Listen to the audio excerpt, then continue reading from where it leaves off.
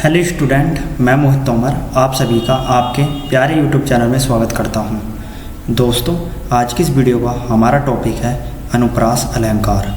तो दोस्तों, आज की इस वीडियो में मैं आपको अनुप्रास अलंकार के बारे में बताने वाला हूं कि अनुप्रास अलंकार किसे कहते हैं, अनुप्रास अलंकार का अर्थ क्या होता है, अनुप्रास अलंकार की परिभाषा आप एग्जाम में किस प्रकार से लिखेंगे और अनुप्रास अलंकार का उदाहरण आप कैसे याद करेंगे और एग्जाम में किस प्रकार से लिखेंगे।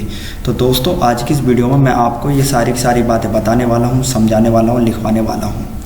तो दोस्तों, वीडियो शुरू करने से पहले आप सभी से रिक्वेस्ट है, यदि आपने अभी तक हमारे प्यारे यूट्यूब चैनल को सब्सक्राइब नहीं किया है दोस्तों सब्सक्राइब कर दीजिए और उसके आगे की बेल आइकन घंटी भी प्रेस कर दीजिए, ताकि दोस्तों जब भी मैं नई वीडियो अपलोड करूं उस वीडियो की नोटिफिकेशन आपको सबसे पहले मिल सके।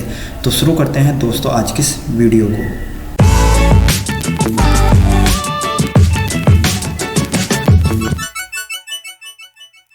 तो दोस्तों, आपको पहले हेडिंग डालनी है अनुप्रास अलंकार। क्या हेडिंग डालनी है दोस्तों? अनुप्रास अलंकार। तो दोस्तों, अनुप्रास अलंकार की परिभाषा लिखने से पहले आपको पहले अनुप्रास का अर्थ पता होना चाहिए कि अनुप्रास का अर्थ क्या होता है। तो दोस्तों, अनुप्रास का अर्थ है बार बार दोहराना। अनुप्रास का क्या अर्थ होता है दोस्तों? बार बार दोहराना। मतलब यदि कोई चीज़ बार बार दोहराई जा रही है तो वह क्या है दोस्तों? अनुप्रास है। उसे हिंदी वर्णमाला के अनुसार हम अनुप्रास कह सकते हैं। यदि कोई चीज़ बार बार दोहराई जा रही है तो हिंदी वर्णमाला के अनुसार हम उसे क्या कह सकते हैं? अनुप्रास कह सकते हैं। तो दोस्तों, आपको अनुप्रास का अर्थ समझ में आ गया होगा। अब दोस्तों, आपको अनुप्रास की परिभाषा लिखनी है। तो दोस्तों, आपको हेडिंग डालनी है परिभाषा। क्या हेडिंग डालनी है दोस्तों? परिभाषा। तो दोस्तों, आपको परिभाषा हेडिंग में लिखना है जहाँ एक ही अक्षर या वर्ण बार बार आता है वहाँ अनुप्रास अलंकार होता है। तो दोस्तों, यह अनुप्रास अलंकार की पहली परिभाषा है।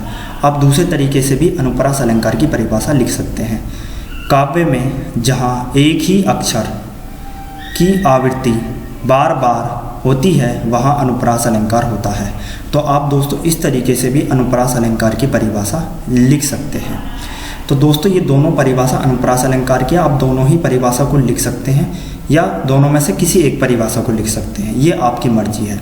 ठीक है, पहली परिभाषा ये थी कि जहाँ एक ही अक्षर या वर्ण बार बार आता है वहाँ अनुप्रास अलंकार होता है, और दूसरी परिभाषा थी काव्य में जहाँ एक ही अक्षर की आवृत्ति बार बार होती है वहाँ अनुप्रास अलंकार होता है।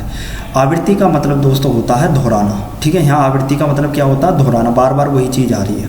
ठीक है, तो ये दोनों परिभाषा अनुप्रास अलंकार की है। अब दोस्तों, अनुप्रास अलंकार की परिभाषा आप एग्जाम में किस प्रकार से लिखेंगे ये तो समझ में आ गया। अब अनुप्रास अलंकार होता क्या है, अनुप्रास अलंकार की पहचान किस तरीके से की जाती है, तो ये भी तो आपको पता होना चाहिए। तो दोस्तों, अनुप्रास अलंकार को समझेंगे हम एक उदाहरण से। दोस्तों, आपको हेडिंग डालनी है उदाहरण। क्या हेडिंग डालनी है दोस्तों? उदाहरण। हम अनुप्रास अलंकार का एक उदाहरण लेते हैं और वह उदाहरण है रघुपति राघव राजा राम। दोस्तों, ये काव्य की एक पंक्ति है। ठीक है, रघुपति राघव राजा राम। ठीक है, अब इस पंक्ति में पहला जो हमारा शब्द है, इस शब्द का जो पहला अक्षर है वह र है। ठीक है, और मैंने आपको क्या बताया, जहाँ पर एक ही अक्षर और वर्ण, अक्षर को वर्ण भी कहते हैं हम दोस्तों, बार बार आता हो वहाँ क्या होता है? अनुप्रास अलंकार होता है। अब इस पंक्ति का जो पहला शब्द है और पहला शब्द का जो पहला अक्षर है वो तो र है। अब इस पंक्ति का जो दूसरा शब्द है और दूसरे शब्द का जो पहला अक्षर है वह भी र है। अब इस पंक्ति का तीसरा शब्द जो है, इस तीसरे शब्द का पहला अक्षर भी र है, और इस पंक्ति का चौथा शब्द है राम, इस शब्द का पहला अक्षर भी र है। तो दोस्तों देखिए, इस पंक्ति के सभी शब्दों में र आ रहा है। मतलब एक ही अक्षर, एक ही वर्ण बार बार आ रहा है, वह अपनी आवृत्ति को बार बार दोहरा रहा है। तो इस पंक्ति में कौन सा अलंकार हो गया? अनुप्रास अलंकार हो गया। तो दोस्तों, आपको समझ में आ गया होगा कि अनुप्रास अलंकार को कैसे पहचानेंगे किसी भी काव्य की पंक्ति में। ठीक है, ये आपको पता चल गया है। दोस्तों, अनुप्रास अलंकार के और भी उदाहरण हैं। अन्य उदाहरण आप हेडिंग डाल सकते हैं, उसमें आप अन्य उदाहरण भी दे सकते हैं, जैसे चारु चंद्र की चंचल किरणें। ठीक है, अब इस पंक्ति का जो पहला शब्द है और पहला शब्द का पहला जो अक्षर है वह च है, दूसरा शब्द का पहला जो अक्षर है वो भी च है, और इस शब्द में पहला जो अक्षर है वो भी च है। तो मतलब इस पंक्ति में भी एक ही अक्षर, एक ही वर्ण बार बार आ रहा है। और इस पंक्ति में कौन सा अलंकार हो गया? अनुप्रास। ऐसे ही दोस्तों दूसरा उदाहरण है कल कल करती कलियां खिली।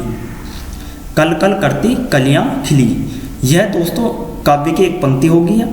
अब इस पंक्ति का जो पहला शब्द है, पहला शब्द का पहला अक्षर वो क्या है, दूसरे शब्द का पहला अक्षर भी क्या है, तीसरे शब्द का पहला अक्षर भी क्या है, चौथे शब्द का पहला अक्षर भी क्या है। तो मतलब क्या बार बार अपने आप को दोहरा रहा है, आवृत्ति बार बार हो रही है, तो इसलिए इस पंक्ति में कौन सा अलंकार होगा? अनुप्रास। अब दोस्तों हमारा तीसरा उदाहरण है अनुप्रास अलंकार का, मधुर मधुर मेरे दीपक जल।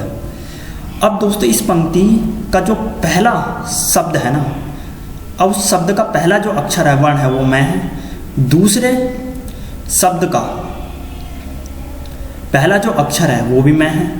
तो दोस्तों इसमें भी मैं दो बार आ रहा है, तो दोस्तों इस पंक्ति में कौन सा अलंकार होगा? अनुप्रास अलंकार होगा।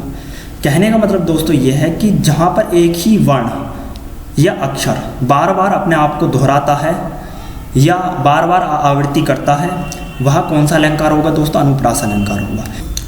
तो दोस्तों मैंने आपको अनुप्रास अलंकार का अर्थ भी समझा दिया, ठीक है। अनुप्रास अलंकार की परिभाषा भी लिखवा दी, किस तरीके से आप लिखेंगे। अनुप्रास अलंकार का उदाहरण मैंने आपको समझा दी कि एग्जाम में किस प्रकार से लिखेंगे। तो दोस्तों मैंने आपको अनुप्रास अलंकार की सारी बातें समझा दी है। यदि दोस्तों आपको हमारी ये वीडियो पसंद आई है, लाइक सब्सक्राइब शेयर जरूर कीजिए। दोस्तों आपको हमारी वीडियो देखने का बहुत बहुत धन्यवाद।